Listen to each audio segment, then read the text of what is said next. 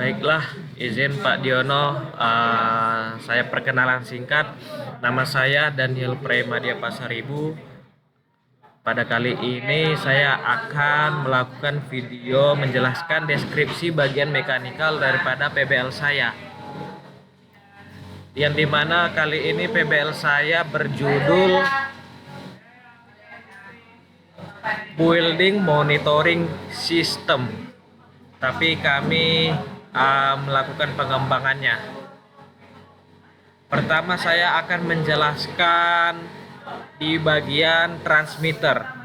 Jadi alat kami memiliki dua sistem. Alat kami ada dua, yaitu yang pertama transmitter dan kedua receiver. Yang pertama saya akan menjelaskan transmitter. Ini adalah gambar aktual daripada transmitter kami. Nah, ini adalah produk yang sudah jadi, di mana di sini memiliki antena dan bentuk alat yang bulat. Di tengahnya memiliki LCD, lalu di bawahnya ada sensor. Lalu di bagian bawahnya lagi untuk colokan ke adaptor. Saya akan membedah daripada desain mekanikal ini. Berikut adalah desain mekanikalnya. Nah, dari desain mekanikal ini yang bisa saya jelaskan di sini adalah aspek daripada modularitas. Dari aspek modularitas, komponen internal itu seperti PCB, sensor, dan layar dapat dipasang dengan dudukan yang stabil dan simetris seperti LCD ini, Pak. Lalu ada dudukan PCB. Nah, di sini juga aksesibilitasnya. Di sini aksesibilitasnya itu lubang dan posisi port memudahkan perakitan. Jadi untuk melakukan perakitan daripada PCB dan LCD tersebut, kita melakukan rancangan desain yang dapat memudahkan pemasangannya, seperti kabel yang ada di bawah ini. Lalu aspek selanjutnya yaitu struktur. Struktur daripada alat tersebut ini adalah struktur yang kuat dan stabil. Mengapa? Karena dia berbentuk silinder dan memberikan kekuatan struktur baik yang memungkinkan integrasi dari antena secara vertikal dan juga aspek user friendly. LCD mudah dibaca, tidak ada sudut tajam yang dimana di sini bentuknya ini bulat. Nah, lalu juga tidak terganggu aliran udara. Saya akan menjelaskan dimensi umum dan bentuk casingnya. Memiliki permukaan bawah datar, bagian atas yang sedikit menonjol agar memudahkan untuk memasukkan antena gitu, Pak. Nah, di sini bentuk ini memaksimalkan volume internal untuk penempatan komponen elektronik dan agar mudah dicetak menggunakan 3D printer. Keuntungan bentuk silinder ini yaitu strukturnya dia kuat terhadap tekanan atau mekanis, dan dia minim sudut yang tajam karena dia berbentuk bulat. Jadi aman untuk pengguna dan juga mudah dipasang. Lalu lubang baut dan dudukan PCB-nya itu diameternya 2,6 mm yang tersebar pada cover. Lalu di bagian dalam housing terlihat lubang-lubang tiang penyangga untuk dudukan PCB-nya. Yang ini, Pak. Posisinya simetris dan ergonomis dengan diameter 3,06 mm. Nah, tiang-tiang ini menjaga posisi PCB agar tetap stabil, Pak. Nah, agar tidak goyah untuk digunakan. Lalu tata letak komponen internalnya. Di bagian dalam terdapat ruang persegi panjang untuk memasukkan microcontroller seperti ESP32. Nah, lalu posisi lubang sensor dan layar. Di bagian casing terdapat lubang persegi kecil ukurannya. Nah, itu untuk posisi sensor dan posisi LCD. Posisi LCD agar mudah dirangkai. Desainnya ini ergonomis dan manufacturability. Nah, ergonomis. Kenapa, Pak? Dan manufacturability karena dia mudah untuk dimanufaktur di 3D printing. Desain ergonominya yaitu karena desain lubang dan permukaan bagian dalam mendukung untuk assembly dan maintenance dengan mudah ini, Pak.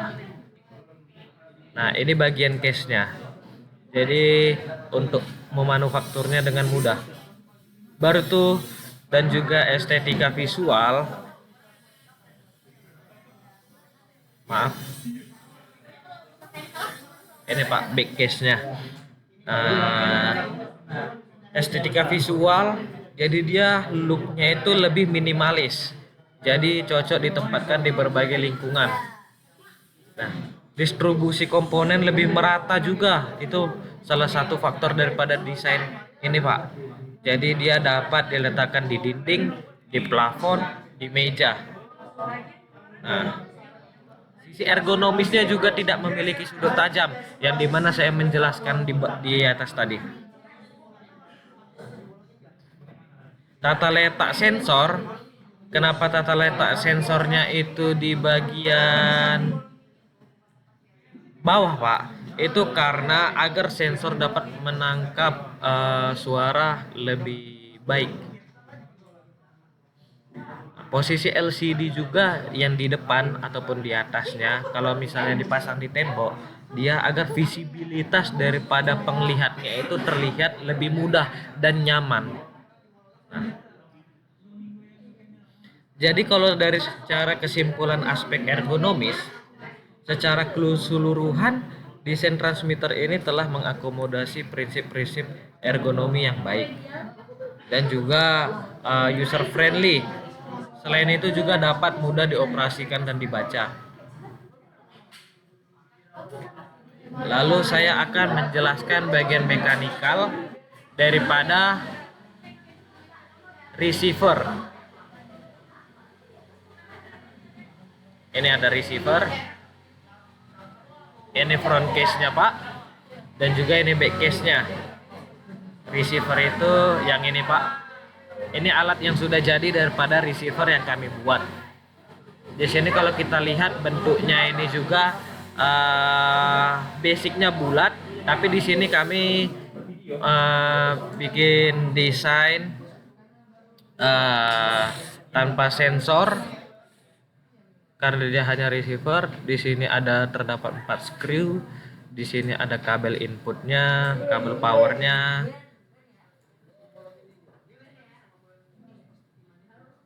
Nah, saya akan menjelaskan di bagian receiver. Kalau dari bentuk dimensi, bentuk dasarnya, dimensi casingnya ini gabungan antara lingkaran dan persegi panjang. Ya, persegi panjang. Seperti diamond, panjangnya itu 63 mm, diameter dalamnya 34 mm. Nah, dan juga di sini memiliki sudut miring menyuguhkan estetika modern sekaligus menghindari desain yang monoton yang biasanya hanya kayak bentuk kotak atau bulat penuh gitu, Pak. Jadi agak sedikit variasi. Manfaat dari teknis ini kalau secara engineering ini cocok untuk penempatan horizontal di meja. Nah, lalu sisi menyudut juga memungkinkan untuk identifikasi saat pemasangan dan memberi ruang ekstra untuk penempatan port dan koneksi USB di sisi datar. Ini, Pak. Jadi kalau misalnya itu tempatnya itu sempit, jadi dia masukin port USB-nya itu juga lebih dapat dan lebih muat. Kalau kabelnya itu di atas, dia itu kabelnya itu dapat melintir. Makanya sehingga dipasang kabelnya itu di sini portnya itu agar dia tidak melintir. Lubang baut dan rangkaian penjepit. Di sini Di sini kemiringan 45 derajat dari sumbu untuk memastikan kestabilitasan casing pada saat disentuh atau dipindahkan.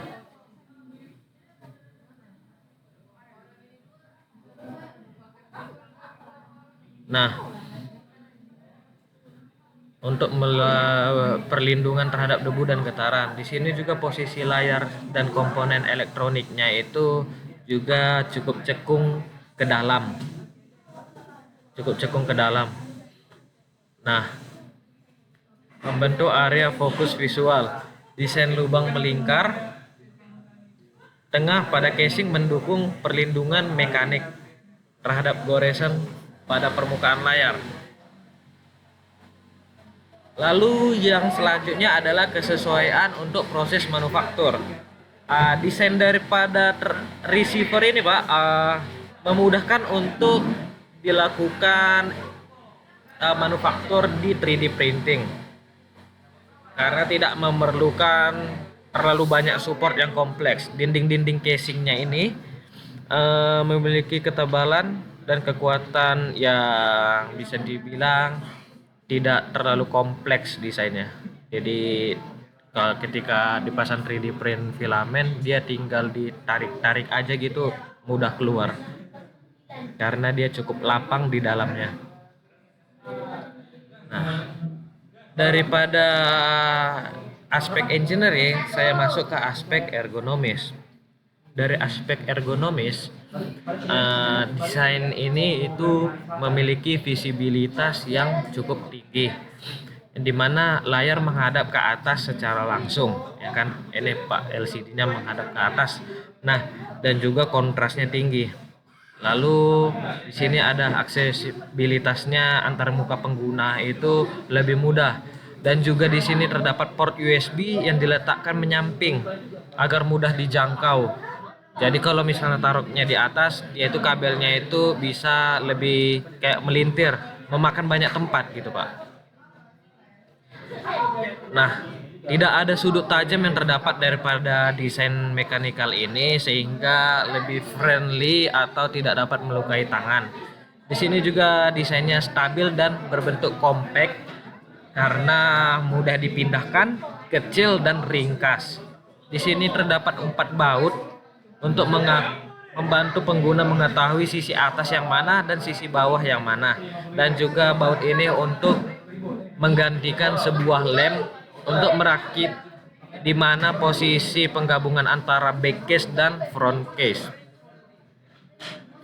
Nah, di komponen daripada alat saya ini terdapat DHT11. DHT11 itu untuk sensor mengukur suhu dan kelembapan. Lalu di sini juga ada sensor BH1750 untuk mengukur intensitas cahaya. Di sini juga mikrokontrolernya kami menggunakan ESP32. Alat ini bekerja dengan berprinsip jadi ESP32 itu membaca data suhu, kelembapan, dan intensitas cahaya dari sensor DHT11. Baru tuh data yang terbaca diproses di dalam ESP32 dan ditampilkan pada layar LED LCD ini Pak, bersamaan dengan itu.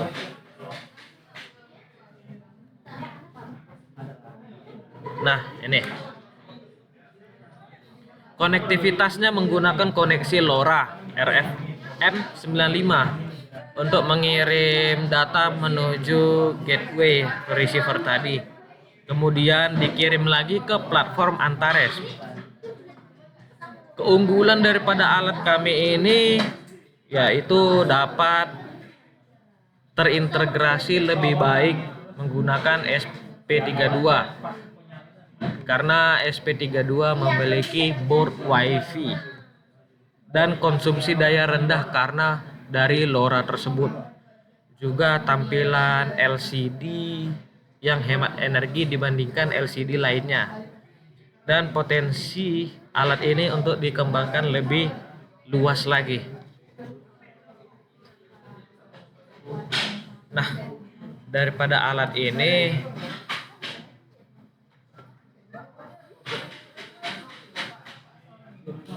ini adalah backcase daripada transmitter,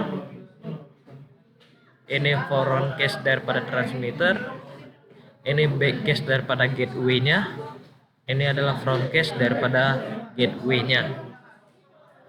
Nah,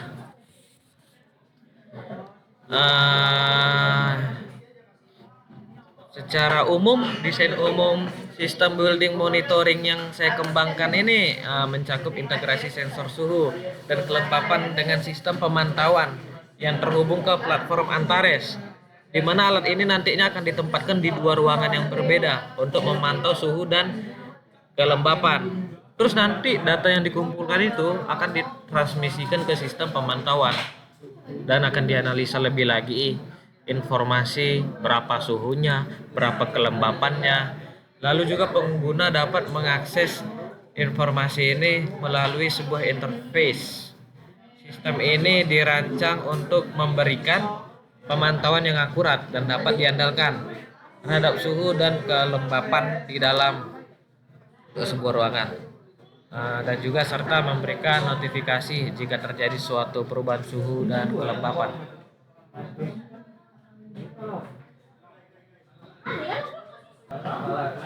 Baik.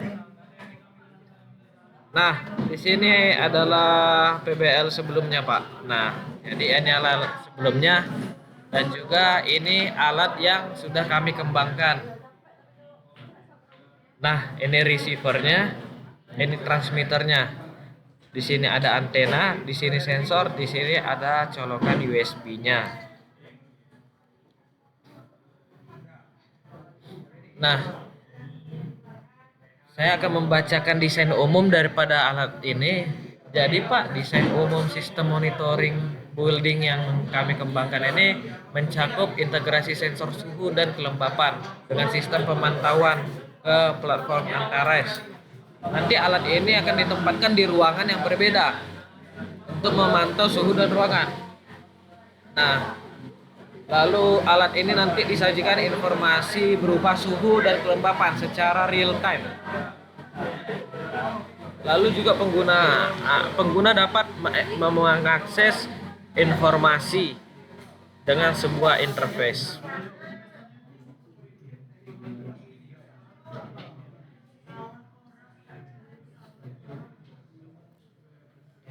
Nah, di dalam perancangan dan pengerjaan PBL ini itu meliputi analisis kebutuhan sistem pendeteksian suhu dan kelembapan yang terhubung dengan platform Antares dan menggunakan pengembangan perangkat lunak untuk mengintegrasikan sensornya, suhu, kelembapan dengan sistem pemantauan.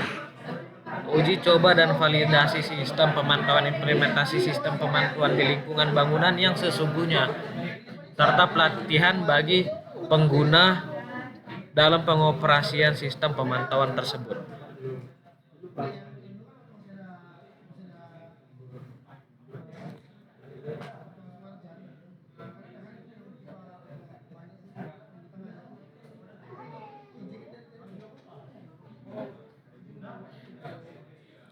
Nah, di alat kami ini terdapat indikatornya, Pak. Yang pertama ini indikator ruangannya. Di mana di sini LCD menjelaskan room 1. Nah, di sini juga ada keterangan temperaturnya. Sebagaimana contoh, temperatur pada saat ini 25 derajat Celcius.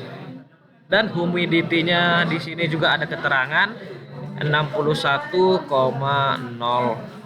Dan juga di sini ada intensitas cahaya 67 lux. Jadi di sini di ruangan 1 kita mendapati informasi temperatur, humidity dan intensitas cahaya. Di sini juga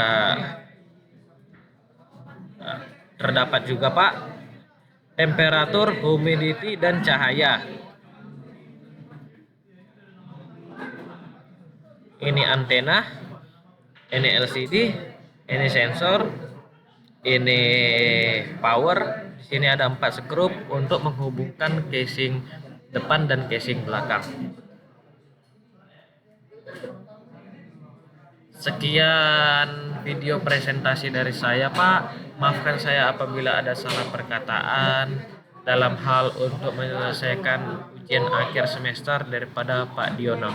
Terima kasih sebelumnya, Pak. Selamat malam. Assalamualaikum warahmatullahi wabarakatuh.